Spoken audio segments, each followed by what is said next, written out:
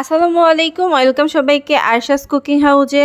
আজকে তৈরি করেছি কাঁচা আমের জেলি। এতটাই সহজ, মানে যে কেউ বানিয়ে ফেলতে পারবে।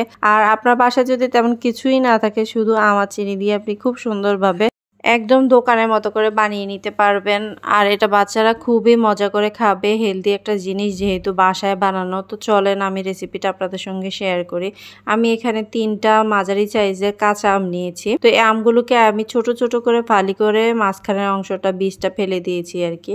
ভালো করে ধুয়ে পরিষ্কার করে নিয়েছি। এখন একটা হাঁড়িতে দিয়ে দিলাম, আর দিয়ে দিলাম সামান্য একটু লবণ, আর দিয়ে দিলাম পানি। আর পানির পরিমাপটা আপনাদেরকে বুঝাই। এখানে যে আম যতটুকু দেবেন না, তার উপরে যতটুকু পানি থাকে, মানে আমের উপরে পানি থাকে, এমনটা আন্দাজ করে আপনাকে কিন্তু পানিটা দিতে হবে আর কি। তো এভাবে করে চুলার আঁচটা মিডিয়ামে রেখে বেশ কিছুক্ষণ ধরে আমি জাল করে নিব, আর মাঝে মাঝে একটু নেড়ে ছেড়ে দিব।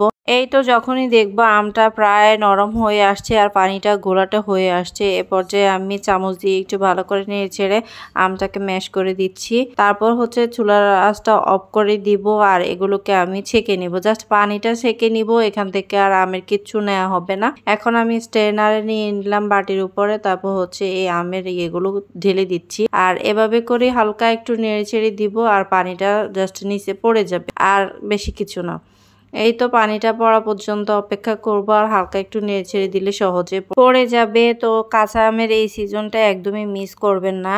কাঁচা আম থাকতে থাকতে অবশ্যই বাসায় এগুলো বানিয়ে রাখবেন, যাতে কিনা সারা বছর ধরে নিজেরা একদম অরিজিনাল জিনিসগুলো বাচ্চাদেরকে খাওয়াতে পারেন, বাজার থেকে আর কিনে এনে খাওয়াতে না হয়। তো এই তো কথা বলতে বলতে আমার রসগুলো পড়ে গেছে। এখন আবার আমি চলে যাব চুলায়, আর হাঁড়িতে আমি হচ্ছে কি এই রসগুলো দিয়ে দিব। আর রসের পরিমাপটা ছিল, আমি আসলে দেখাতে মনে ছিল না, 1.5 কাপের মতো। তো 1.5 কাপের জন্য আমি এখানে হচ্ছে 1 কাপ চিনি দিয়েছি। মেজারমেন্টটা ঠিক এভাবে হবে আর কি। তো এরপর হচ্ছে আমি নাড়াচাড়া দিয়ে দিলাম, আর সঙ্গে দিয়ে দিলাম আমি 1.5 চা চামচ আগার আগার পাউডার, আর সঙ্গে দিয়েছি 1 ফোঁটা ফুড কালার। আর এগুলো সবটাই অপশনাল। আগার আগার পাউডার আর ফুড কালার পুরোটাই অপশনাল, আপনার বাসায় থাকলে দিবেন, না থাকলে একদমই দেওয়ার প্রয়োজন নেই। আমি ফুড কালারটা একদম হালকা অল্প একটু দিয়েছি। তো এগুলো দেওয়ার পর চুলার আঁচটা মিডিয়ামে রাখবো, আর অনবরত নাড়তে থাকবো। এগুলো ঘন হওয়া পর্যন্ত অপেক্ষা করব।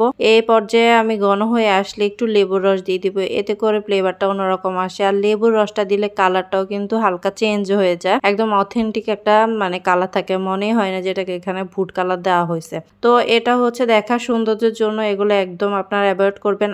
আর হচ্ছে গিয়ে যদি আগার আগার পাউডার থাকে দিবেন, না থাকলে কোনো সমস্যা নেই, দিবেন না। তারপর আমি যে বয়ামে বা কাপে যেখানে রাখবো, আপনি যেখানে রাখবেন ঢেলে রাখবেন ঠান্ডা করে। এরপর হচ্ছে গিয়ে নর্মাল ফ্রিজে 1 ঘন্টা রেখে দিলে খুব সুন্দরভাবে সেট হয়ে যাবে। আমি 1 ঘন্টা রেখে দিয়েছি ঠান্ডা করে। দেখেন কি সুন্দর সেট হয়ে গেছে, একদম দোকানের ঝেলির মতো পারফেক্ট হয়েছে কিন্তু। আর মানে স্বাদ গন্ধে অতুলনীয় কিন্তু। আর এগুলো তো পাউরুটি দিয়েই খেতে বেশি মজা লাগে, আর বাচ্চারা তো বিশেষ করে অনেক বেশি পছন্দ। আচ্ছা, এখান দিয়ে একটা কথা বলতে তো ভুলেই গেছি। আমটা ছাকার পরে যে ছোবাটা ছিল না, ওইটা দিয়ে চাটনি বানিয়ে রাখা যায়, কি সুন্দর, খেতেও মজা লাগে। তো ওটা ফেলবেন কেন, আপনারাও ট্রাই করতে পারেন। ভালো